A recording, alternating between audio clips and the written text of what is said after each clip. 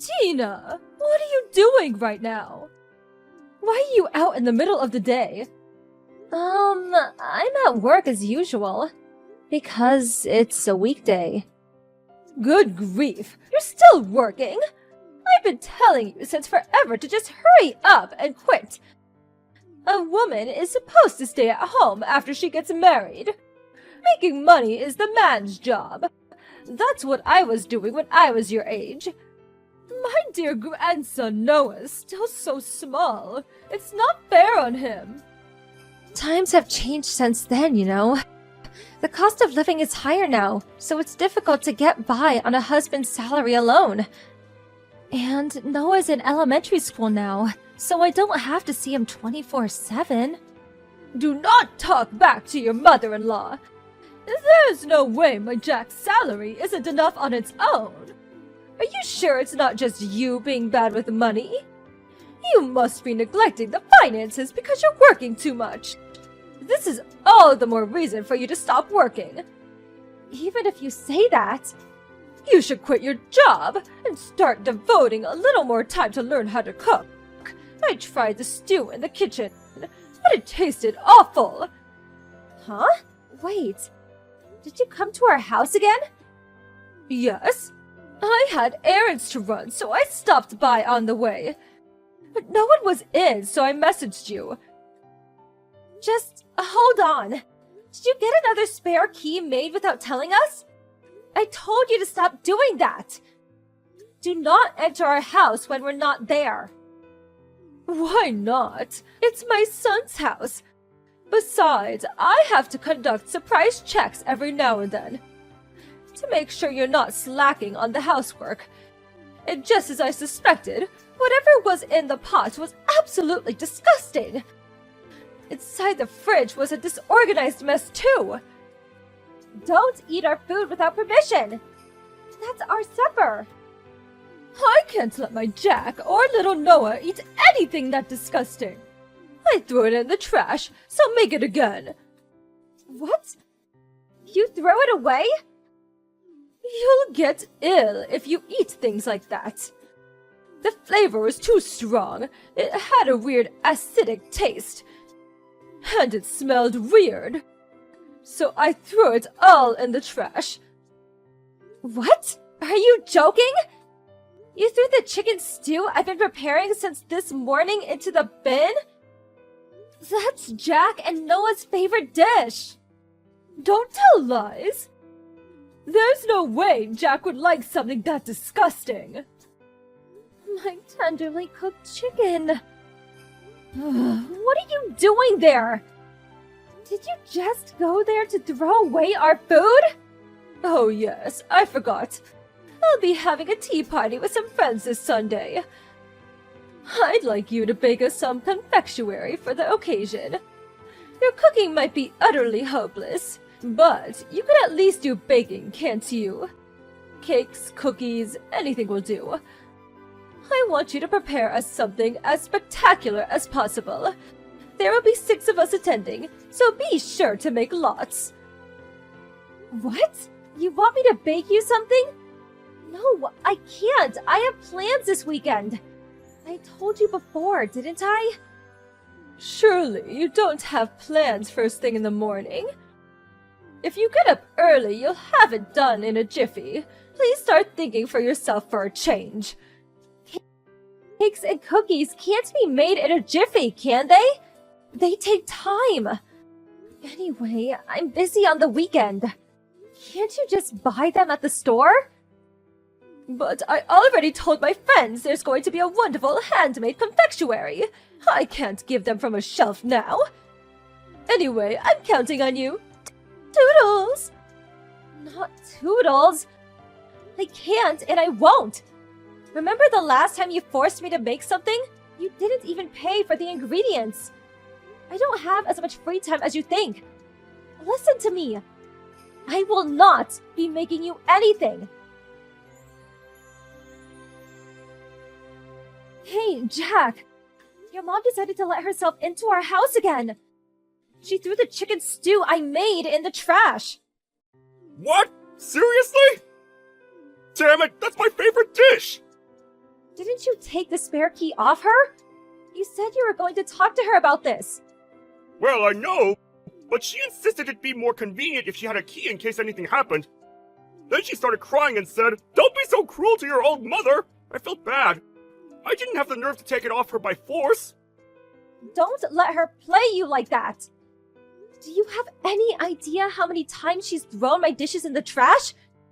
It's such a waste, and the food expenses are going through the roof. If she doesn't cut this out, we're going to be in serious trouble. Come on, can't you see that she's lonely? My dad's out at work all day. You and I might not be that far away, but we do live separately. Surely it's fine if she comes over to keep herself busy now and then. Is it fine for her to illegally enter our home because she's lonely? Is it fine for her to help herself to the food I slave over a hot stove to cook? Complain that it's disgusting and throw it away? Is it fine for her to order me to bake cakes for her at tea parties without giving me a single penny for the ingredients?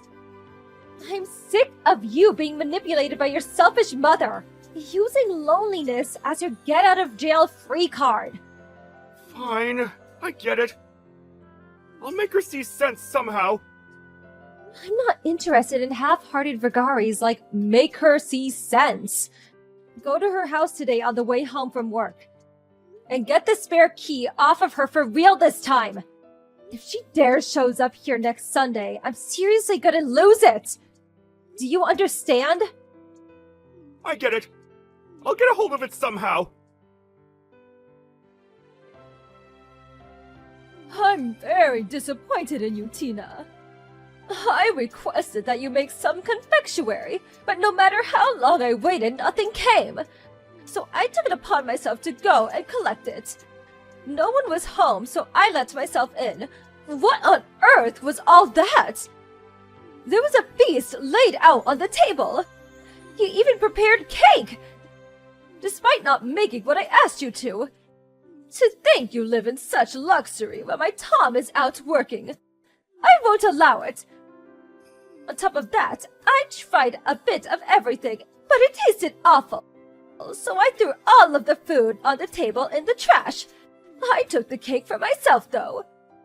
Do you know what day it is today? Huh? I'm asking if you know what day it is today. Did you know when you did it? What do you mean? I don't follow. It's Noah's birthday today. What? The feast laid out on the table as well as the cake were all for Noah. I told you I had plans, didn't I?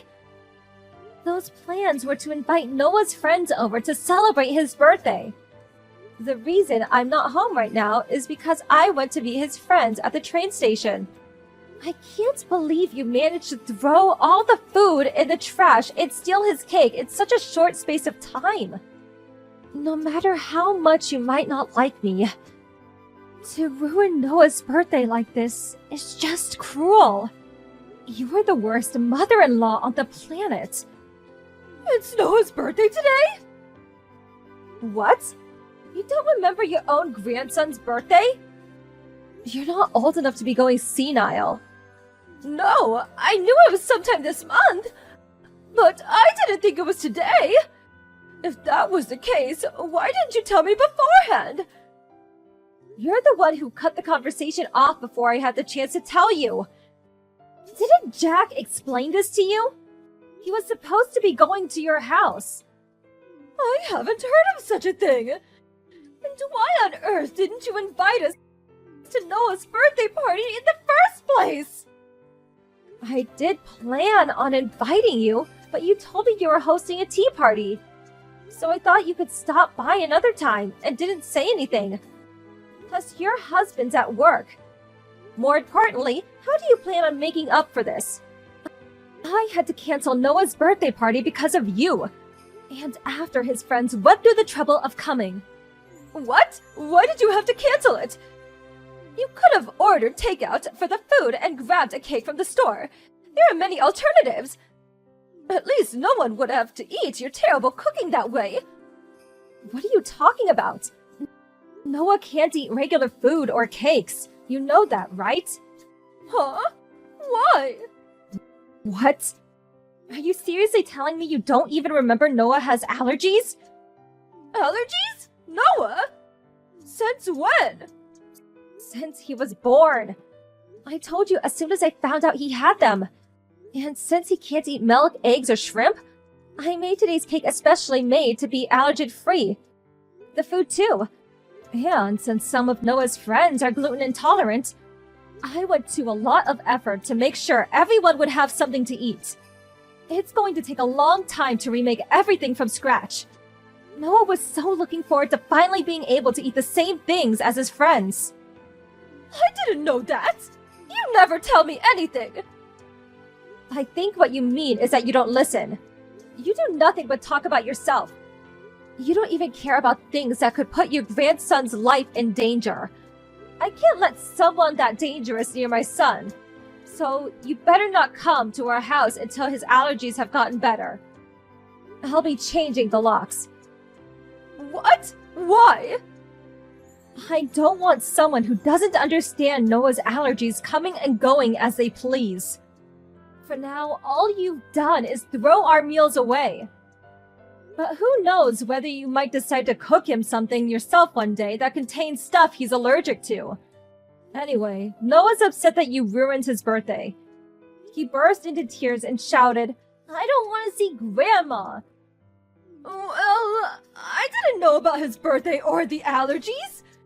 Surely it can't be helped. I'm Jack's mother and Noah's grandmother. Surely my son's house is the same as my house? I can't accept you banning me from entering. Give it a rest. You trampled all over what was supposed to be a fun day for the kids. All for your own satisfaction. I've tolerated you throwing away my food until now. But you're not getting away with what you did this time.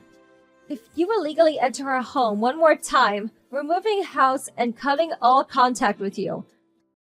Depending on the circumstances, even divorce with Jack isn't off the table.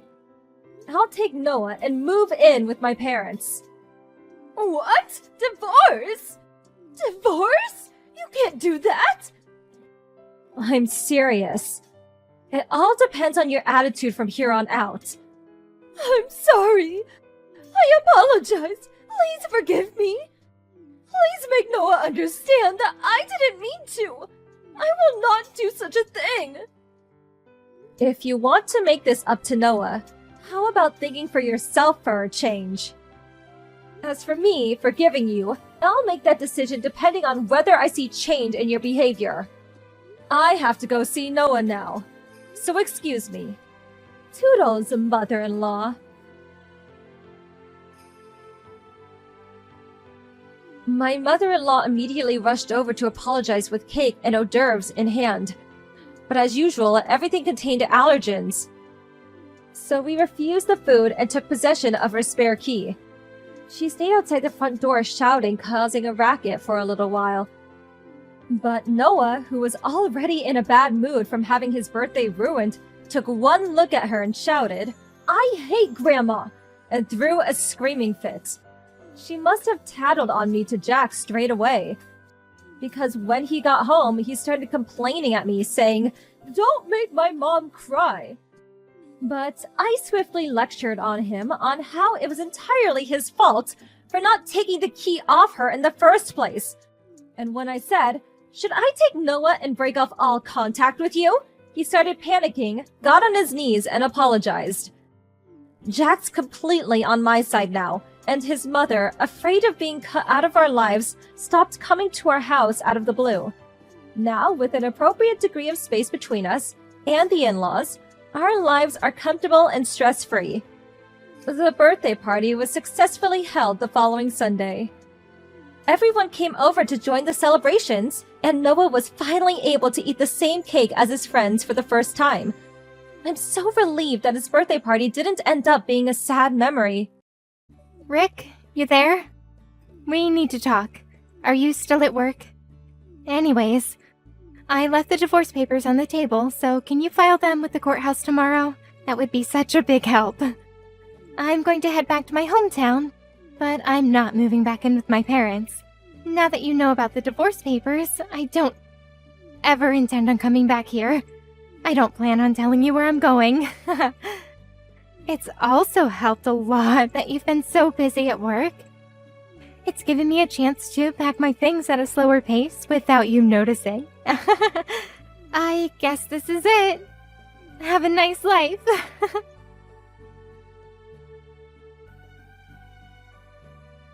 Excuse me, what is with all these messages? Hey, Poppy, you there? I just got back home to find these divorce papers. What is the meaning of this? We've only been married for 3 months, so why are there divorce papers in front of me? This is insane. What made you come to this conclusion? Oh, would you look at that? You're done with work now, I see. You finished earlier than I expected. Poppy, this isn't funny. Where are you right now? I told you before in those messages that I'm not telling you. I don't get it. What's the reason for you wanting to divorce me? Because our personalities don't match, Rick. What do you mean they don't match? After being married for 3 months and then living together, I started to notice our differences a lot. I thought maybe we were wrong for each other. That was what I was thinking. But isn't it important for couples to discuss such matters first? Before any hasty conclusions? There's maybe some things that we can compromise on, Poppy. No, there isn't. Then I came to the conclusion that the only way I'll be happy is if we get a divorce. Is that so? There's nothing you want to try and compromise on? Nope, nothing at all. Well, for the reason that you've given me, it's funny that you think I'd be easily convinced to divorce you like that. I'm sorry, what do you mean by that? Nothing. I figured this all out anyways. I guess I'll just hold on to these divorce papers then. Oh, okay. Please file the divorce papers by the end of the day. Why before the end of the day? Because from tomorrow, I'll be living with my new boyfriend. I'm almost into my 30s, and I want to have a baby as soon as possible given my age and physical strength. Alright, so you have a boyfriend already? Oh, what's up? Why so shocked to hear that? Don't take what I say too seriously. It's just a joke. Look, Poppy, I don't really care what you say. But thank you for letting me know about your cheating scandal. It saves me the trouble of looking into what you've been doing. Huh? What does that mean? But I told you I just meant it as a joke. I'm bailing on this conversation. I can see you're getting wound up over it.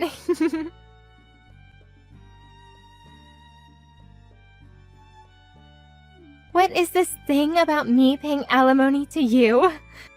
This must be some sort of sick joke. I was just joking, and now you're trying to find out things about me? Are you for real? I was relieved that I hadn't had a peep out of you in for over 2 weeks, and now this? Poppy, what are you talking about? Is it okay to say now that I sent a content certificated piece of mail and its arrival at the house you're living with Joe? I'm sure you also got an envelope with photo evidence inside of your affair delivered to you too, right? I don't care about that. How do you know about where Joe lives? I tracked down any mutual friends that we have, and they knew of his address, and they told me when I told them what was going on.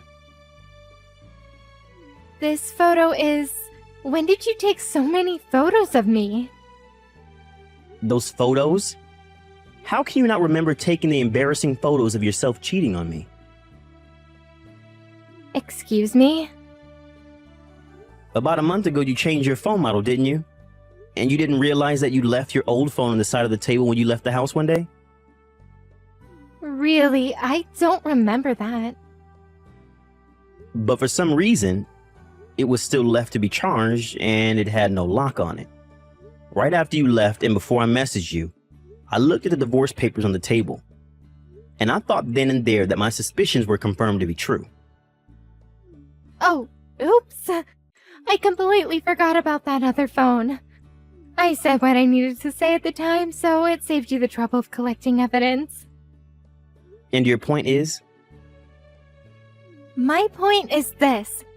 It's such a cowardly thing to go out of your way to open up about your feelings over the past 2 weeks, to try and get alimony out of me. I didn't intend to blurt it all out. But since I had consulted with a lawyer and made the right preparations, it took a couple of weeks to organize. It doesn't change the fact that I was taken by surprise. I don't think someone who willfully cheated on me should be able to comment that sort of thing. You should have expected that to happen. To make you see how sinful your actions have been, let's look into your lover, shall we? Look into him? Now wait just a minute. Your lover is Joe Tillins. He was in the same year as you in middle school and high school. When you were in your second year of high school, you started dating him. However, you discovered that Joe was cheating on you with another woman and you broke up after 1 month of being together. Can you stop with all this crap, please? After that whole debacle, you both graduated high school and went your separate ways. 2 months before we got married, you went to your middle school reunion and happened to meet up with Joe again there. At that same reunion, you and him hit it off like old times and really got excited to be around each other. So you skipped out on the reunion and went to the hotel instead. I get it, all right. Would you please just stop it? I know what your heart's truly seeking. You want your alimony. You must know that Joe is quite rich and your aim is to take that away from him. That's not it, Poppy.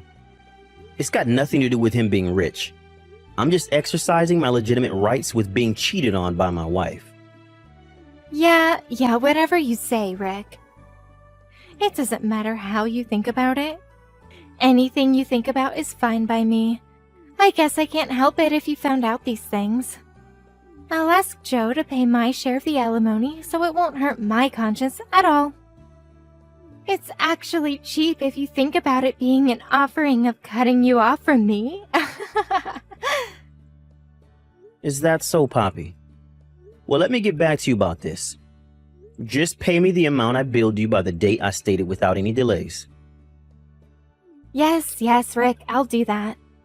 I think that I can marry Millionaire Joe, and it's only a few $1,000s, so it won't be a big expense for me to pay you. Oh, okay. It seems that Joe has been excluded from his family inheritance because he's not blood related to his wealthy father. Wait, what? Rick?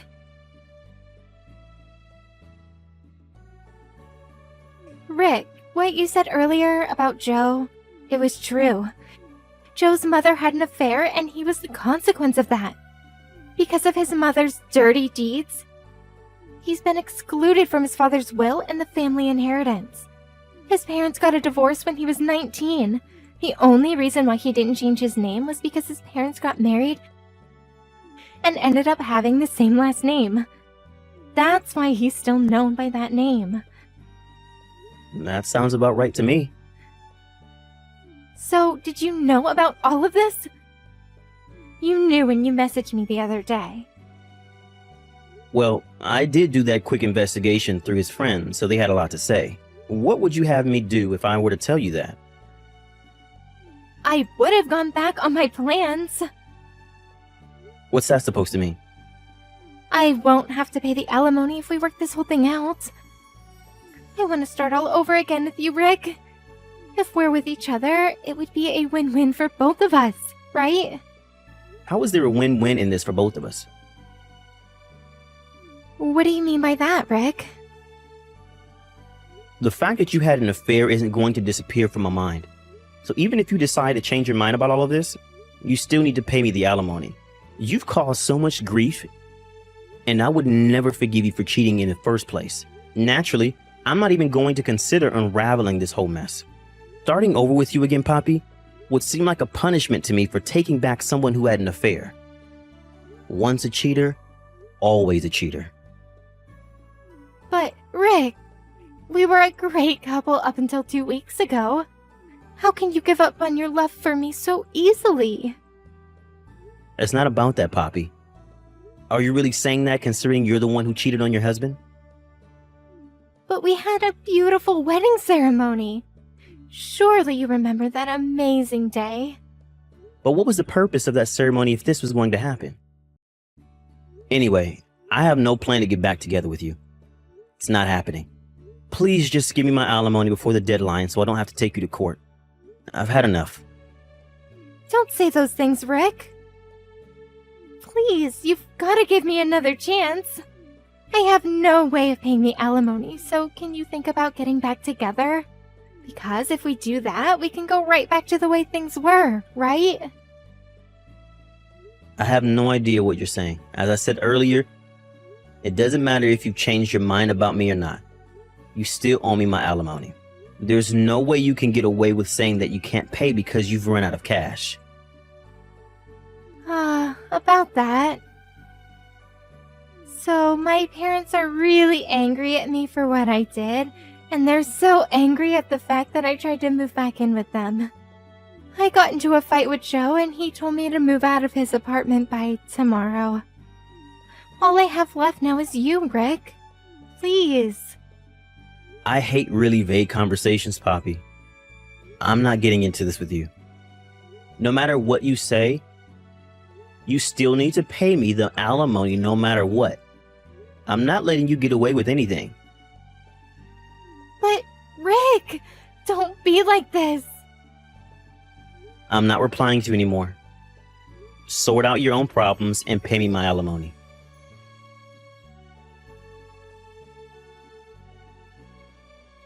Rick, answer me! I tried to come back home to you.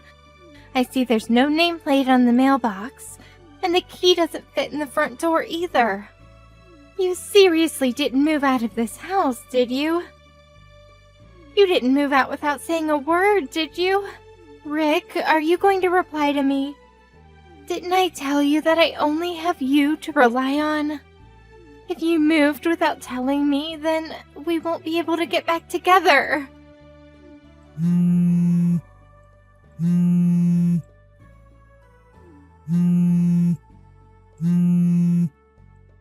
Rick, don't ignore my calls and messages.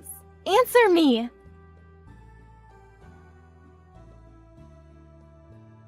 You've got to be kidding me right now, Rick. I went to see if you were at your parents' house, and my father was there. He put me in the car and is taking me somewhere. I bet so much right now that you're at your parents' house right now. No?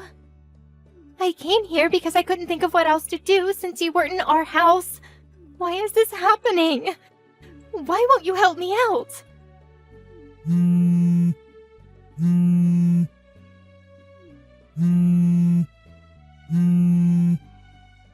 If you've gone back to your parents' house, you know that you'll not be able to see me anymore.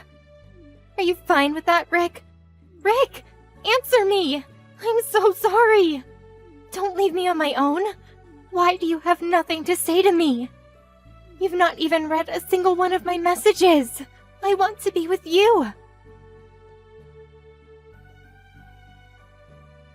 I was able to see that Poppy went over to my old house and that she would go to my parents' house next. When I asked my ex-father-in-law to come and collect her, he was like, boom, we got her.